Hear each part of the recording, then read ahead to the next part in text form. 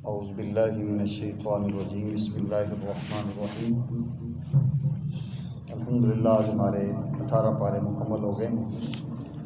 7ویں پارے کے نصف سے شروع ہوا ہے اور 18واں پارہ مکمل ہو چکا ہے۔ سورہ حج کا آغاز قیامت کے منظر سے ہوا ہے۔ اللہ جل جلالہ فرماتے ہیں یا ایھا الناس اتقوا ربکم، اے لوگو اپنے رب سے ڈرو۔ ان زلزلۃ الساعۃ شیء عظیم، قیامت کے دن بہت سخت قسم کا زلزلہ ہوگا اور ایسی اس کی ہولناکی ہوگی۔ یوم ترونھا تذہل کل مرضعۃ عما ارضعت، آپ دیکھو گے کہ دودھ پلانے والی ماں اپنے بچے کو دودھ پلانا بھول جائے گی۔ وتضع کل ذات حمل حملھا، اور حمل والی عورت اپنا حمل گرا دے گی۔ وتری الناس سکارا، لوگوں کو آپ نشے کی حالت میں نظر آؤ گے، دیکھو گے۔ وما هم بسکارا، اور وہ نشہ نہیں ہوگا، ولکن عذاب اللہ شدید، اللہ کا بہت بڑا عذاب ہوگا۔ تو اس سے ایک انسان کو ترغیب دی ہے کہ انسان پر ایسے حالات آنے والے ہیں۔ انسان کو چاہیے کہ ان حالات آنے سے پہلے اپنے آپ کو تیاری کر کے ایمان سے متصف کر لے۔ آگے چل کے قربانی کا ذکر ہوتا ہے اور اس میں اللہ تعالیٰ فرماتے ہیں کہ لن ینال اللہ لحومها ولا دماؤها ولکن ینال التقوی منکم، کہ اللہ جل جلالہ کو تمہارا گوشت اور خون نہیں پہنچتا، اللہ جل جلالہ کے ہاں تمہارا تقوی پہنچتا ہے۔ اس لیے اللہ جل جلالہ کے سامنے اپنے تقوی کو پیش کرو اور تقوی کی بنیاد پہ اللہ جل جلالہ کا قرب حاصل کر لو۔ آگے چل کے 18واں پارہ شروع ہوتا ہے۔ 18ویں پارے کی ابتدائی آیات میں اللہ جل جلالہ نے اہل ایمان کی صفتیں بیان کی ہیں۔ میں اور آپ غور کر کے دیکھیں ان میں سے کون سی صفت ایسی ہے جو میرے اندر نہیں ہے یا کمزوری ہے۔ فرمایا کہ قد افلح المؤمنون، تحقیق کامیاب ہو چکے اہل ایمان۔ وہ کون ہیں؟ الذین هم فی صلاتہم خاشعون، نمبر 1 جو اپنی نمازوں میں خشوع کرتے ہیں، عاجزی کرتے ہیں۔ نمبر 2 والذین هم عن اللغو معرضون، وہ بیہودہ باتوں سے اعراض کرتے ہیں۔ نمبر 3 والذین هم للزکاۃ فاعلون، جو زکوٰۃ ادا کرتے ہیں۔ نمبر 4 والذین هم لفروجہم حافظون، جو لوگ اپنی شرمگاہوں کی حفاظت کرتے ہیں۔ آگے فرمایا کہ فمن ابتغی وراء ذلک، جو بیوی اور باندی کے علاوہ کہیں جاتا ہے تو یہ زیادتی کرتا ہے۔ والذین هم لاماناتہم وعہدہم راعون، اور یہ وہ لوگ ہیں جو اپنی امانتوں اور اپنے وعدوں کا پاس رکھتے ہیں، اس کی رعایت رکھتے ہیں۔ والذین هم علی صلواتہم یحافظون، وہ لوگ جو اپنی نمازوں کی محافظت کرتے ہیں۔ جن کے اندر یہ ساری صفتیں ہوں گی، اللہ کہتے ہیں اولئک هم الوارثون، یہ لوگ صحیح معنوں میں جنت کے وارث ہیں۔ الذین یرثون الفردوس، یہ جنت الفردوس کے وارث ہوں گے۔ ہم فیہا خالدون، اس کے اندر ہمیشہ ہمیشہ رہیں گے۔ تو انسان کو ان صفات کو اپنانے کی کوشش کرنی چاہیے۔ میں بھی کوشش کروں اور آپ بھی کوشش کریں کہ اللہ جل جلالہ ان صفات سے ہمیں متصف کرے۔ جب انسان ان صفات سے ہوتا ہے تو صحیح معنوں میں اللہ جل جلالہ کو قرب بھی ملتا ہے، اور اس انسان کو جو ہے کہ پھر اللہ جل جلالہ انعامات سے نوازتے ہیں۔ سورہ مومنون کی آخری آیات ہیں، یہاں 2 آیات ہیں، ایک آیت نمبر 96 اور 97 ہے۔ یہ آیت مبارکہ بڑی اہم ہے اور اس کا ہمیں اہتمام بھی کرنا چاہیے۔ قل ربی اعوذ بک من ہمزات الشیاطین، آپ فرما دیجئے کہ اللہ میں آپ کی پناہ میں آتا ہوں ان شیاطین سے جو میرے دل میں وسوسے ڈالتے ہیں۔ وَأَعُوذُ بِكَ رَبِّ أَن يَحْضُرُونِ، اور میں ان کی پناہ بھی مانگتا ہوں جو باہر سے میرے پاس آتے ہیں۔ علماء لکھتے ہیں کہ جو بندہ اس 2 آیت کو سورہ مومنون آیت نمبر 96 97 ہمیشہ طاقت میں پڑھتا ہے، نہ اپنا نفس اس پہ حملہ کر سکتا ہے، نہ باہر سے جنات اور جادو اس پہ اثر کر سکتا ہے۔ ان آیات کا پابندی کرنی چاہیے۔ اسی کی آخری جو 3-4 آیات ہیں، فَحَسِبْتُمْ أَنَّمَا خَلَقْنَاكُمْ عَبَثًا، کیا تم نے یہ گمان کر لیے کہ اللہ نے تمہیں بے فائدہ پیدا کیا ہے، تمہارا کوئی مقصد نہیں ہے۔ وَأَنَّكُمْ إِلَيْنَا لَا تُرْجَعُونَ، کیا تم نے اللہ کی طرف لوٹ کے نہیں جانا۔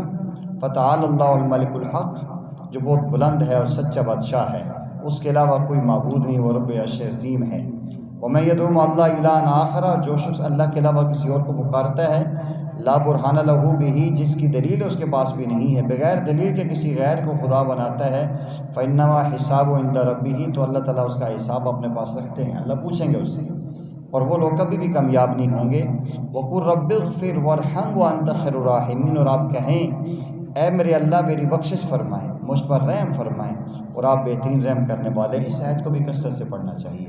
سورہ نور ہے، یہ ہے بڑی تفصیلی صورت ہے اور بڑے اہم اس کے اندر احکامات ہیں، لیکن دو چار میں عرض کرتا ہوں۔ ہم الحمدللہ خواتین کو یہ آیت، یہ صورت باقاعدہ سبقاً پڑھاتے ہیں، اس میں خواتین کے ہی سارے مسائل ہیں۔ بہرحال پس منظر اس کا یہ ہے کہ سیدہ مجن عائشہ صدیقہ رضی اللہ تعالی عنہ پیارے آقا کریم علیہ السلام کے ساتھ ایک سفر میں تھی، تو سفر سے واپسی میں ایک جگہ پیارے آقا صلی اللہ علیہ وسلم کے قافلے نے پڑاؤ ڈالا، تو سیدہ عائشہ صدیقہ رضی اللہ تعالی عنہ ایک کجاوے میں بیٹھی ہوئی تھی، پردے کا ایک معاملہ تھا، تو آپ نے وہاں کجاوا نیچے رکھ دیا، تو آپ بیٹھی رہی، پھر آپ قضاء حاجت کے لیے آپ چلے گئیں تھوڑا دور پیشاب کرنے کے لیے، قضاء حاجت کے لیے۔ آپ جو ہی وہاں سے فارغ ہوئی تو آپ کے پاس ایک ہار تھا، وہ گم گیا۔ اب اس ہار کو تلاش کر رہی ہیں، مل نہیں رہا، تو قافلے والوں نے سمجھا کہ اماں عائشہ اندر ہیں، جسم کمزور تھا، اتنی باری تھی نہیں، دبلی پتلی تھی، وہ کجاوا اٹھا کے اونٹ پہ رکھ دیا اور قافلہ چل پڑا۔ تو قافلہ چلتا رہا، اماں عائشہ جب واپس آئی تو قافلہ جا چکا تھا۔ آپ وہیں بیٹھ گئی، اور نبی پاک صلی اللہ علیہ وسلم کا ہمیشہ معمول تھا کہ آپ جب بھی سفر فرماتے تھے تو سفر میں جانے سے پہلے، یعنی جب آپ کے یہاں سے اگلے منزل کی طرف آپ نے روانہ ہونا ہے، تو آپ نے ایک ساتھی کو، دو ساتھی کو پیچھے چھوڑ دیتے تھے کہ آپ پیچھے رہ جائیں۔ ہو سکتا ہے بس اوقات ہم لوگ جلدی میں نکلتے ہیں، کوئی چیز ہماری پیچھے رہ جاتی ہے، اکثر ایسا ہوتا ہے، تو تم پیچھے سے ہی چیزیں اٹھا کے لے آنا۔ تو ایک صحابی جب آئے تو دیکھا کوئی چیز نظر آئی، جنگل میں ویران جگہ تھی، تو قریب آ کے انا للہ راجعون پڑا، اماں عائشہ صدیقہ تھی، اونٹ بٹھا دیا، اماں جان اس کے اوپر بیٹھ گئی۔ تو یہ رات کا سفر ان کے ساتھ ہوا، اور صبح ہونے سے پہلے یہ اس قافلے کے ساتھ مل گئے مدینہ شریف میں داخل ہونے سے پہلے۔ تو عبداللہ ابن ابی، یہ ظالم جو ابی ابن سلول منافقین کا سردار تھا، اسے موقع مل گیا، اس نے اماں عائشہ صدیقہ رضی اللہ تعالیٰ عنہ پہ بہت سخت قسم کے الزامات لگا دیے اور ان کی عزت کو اچھالا کہ ایک رات نوجوان تھی، ایک نوجوان کے ساتھ پوری رات رہ کر آئی ہیں، تو انہوں نے الیاذ باللہ غلط جو ہے کاری کی ہے، اور اتنا زیادہ پروپیگنڈا کیا، اتنا زیادہ کیا کہ صحابہ بھی متاثر ہو گئے، اور پیارے آقا کریم صلی اللہ علیہ وسلم بھی بہت پریشان ہو گئے۔ اماں عائشہ صدیقہ رضی اللہ عنہ سے کہا کہ عائشہ دیکھو، اگر انسان ہے، غلطی آپ سے ہوئی ہے تو ہم معافی مانگ لیں۔ تو آپ حیران ہوئی کہ یا رسول اللہ، تصور بھی ہو سکتا ہے ایسا میرے گناہ سا؟ آپ نے ان کو گھر بھیج دیا۔ کافی دن، بعض کہتے ہیں 1 مہینہ اس پہ گزر گیا، صحابہ کرام بھی پریشان تھے۔ ایک صحابی صاحب نے پوچھا سیدنا علی المرتضیٰ رضی اللہ عنہ، انہوں نے کہا یا رسول اللہ چھوڑیں، پریشان کیوں ہوتے ہیں؟ ہماری زبان میں کہتے ہیں نا، سیر اول ٹوپیاں نکال کے، آپ ہیں، عورتیں تھوڑی ہیں، آپ کسی اور سے نکاح کر لیں، چھوڑ دیں، اس میں ٹینشن نہ لیں۔ سیدنا عمر رضی اللہ تعالیٰ عنہ سے پوچھا، سیدنا عمر نے کہا یا رسول اللہ میں آپ سے ایک سوال پوچھتا ہوں، حضرت عائشہ کا رشتہ کس نے آپ کو کہا کریں؟ کہا جبرائیل نے کہا کہ اللہ کی مرضی ہے کہ آپ عائشہ سے ان سے نکاح کریں۔ فرمایا کہ وہ اللہ جو آپ کے جسم پہ گندی مکھی نہیں بیٹھنے دیتا، وہ آپ کے بستر پہ گندی عورت کیسے بٹھا سکتا ہے؟ سبحانک ھذا بہتان عظیم، یہ بہت بڑا بہتان ہے آپ پہ اور آپ کی بیوی پہ، جھوٹ ہے، ہماری ماں پاک صاف ہے، پاک باز ہے، کوئی ایسی بات نہیں ہے۔ پیارے آقا فرماتے ہیں عمر کے اس لفظ نے مجھے بہت سہارا دیا، لیکن بہرحال پھر پیارے آقا بھی پریشان تھے، صدیق اکبر بھی رو رہے تھے، بڑے حالات خراب تھے۔ تو 1 ماہ کے بعد پیارے آقا ان کے گھر میں گئے، یوں بیٹھے تو آپ کے اوپر وحی کی کیفیت نازل ہوئی، تو یہ صورت پوری نازل ہوئی یہ والی۔ اس میں سے ساری آیات بھی اماں عائشہ کے بارے میں ہیں، ایک جملہ خصوصیت سے اللہ نے اتارا ہے، الطیبات للطیبین والطیبون للطیبات، الخبیثات للخبیثین والخبیثون للخبیثات۔ پاک باز مردوں کے لیے اللہ کہتے ہیں میں نے پاک باز صاف ستھری عورتیں رکھی ہیں، گندے اور خبیث مردوں کے لیے میں نے گندی اور خبیث عورتیں رکھی ہیں۔ پیارے آقا آپ پاک باز ہیں، آپ کی بیوی پاک صاف ہے، تو یہ ان کی شان میں اتری ہیں، بہت ساری آیات ہیں اس میں۔ تو ان کے والد نے کہا کہ عائشہ پیارے آقا صلی اللہ علیہ وسلم کے سامنے آؤ، شکریہ ادا کرو، اور ان کا احسان ہے کہ آج آپ کا جو ہے نا کردار صاف ہو گیا ہے۔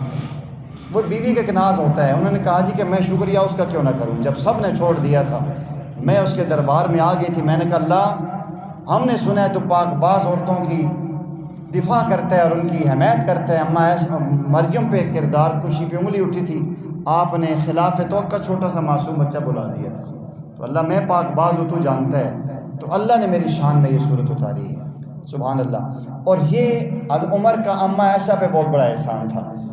یہ مناسبت سے میں عرض کرتا ہوں کہ جب سیدنا عمر شہید ہونے کے قریب تھے نا، زخمی ہو گئے، تو آپ نے اپنے بیٹے حضرت عبداللہ کو بھیجا کہ جاؤ اماں عائشہ صدیقہ رضی اللہ عنہ سے پوچھو، میری تمنا یہ ہے کہ پیارے آقا کریم علیہ السلام کے ساتھ صدیق اکبر کی قبر بنی ہوئی ہے، اگر آپ پسند فرمائیں تو یہ ساتھ لے جگہ مجھے دے دیں۔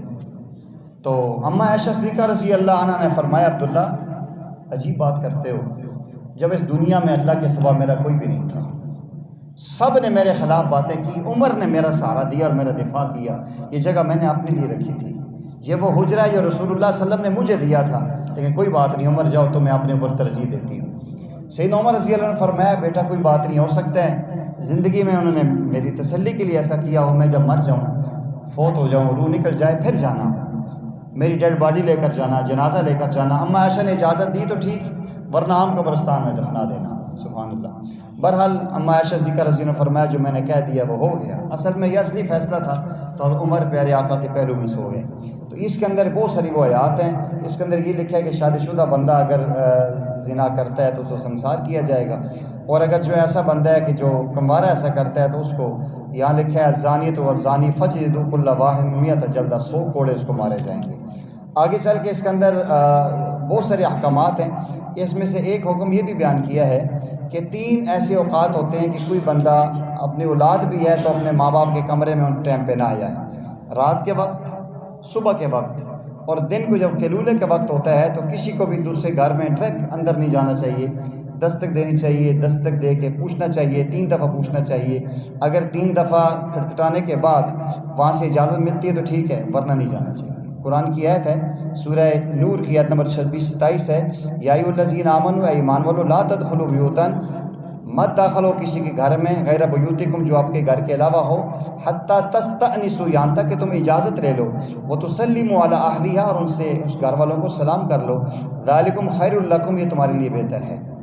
فإن لم تجدوا فیہا احدا، اگر آپ نے اس گھر میں کوئی بندہ نہیں پایا، فلا تدخلوها، آپ نے داخل نہیں ہونا، آپ کھٹکا رہے ہیں، دروازہ نہیں کھولا، حتی یؤذن لکم، یہاں تک کہ آپ کو اجازت نہیں ملی تو نہیں جانا۔ وَإِن قِیلَ لَکُمُ ارْجِعُوا فَارْجِعُوا وَأَزْکَىٰ لَکُم، اگر وہ گھر والے کہتے ہیں واپس جاؤ جی، ابھی ملاقات نہیں ہوگی، نہ کڈو باہر مل کے ویسا، یہ نہیں کہنا چاہیے۔ جب کہہ دیے یہ آرام کر رہے ہیں یہ نہیں ملنا، نہ وہ 1 منٹ چاہ دے جی، 2 منٹ دے دو جی، میں ایک چھوٹی سی ریکویسٹ کرنی ہے جی، نہیں مہربانی کریں نا بیٹا، ابو کو بلا ہی دو نا یار، مہربانی کرو، میں بڑا مصروف بندہ ہوں۔ یہ چیزیں شریعت کے خلاف ہیں، قرآن صاف ستھرا کہہ رہا ہے۔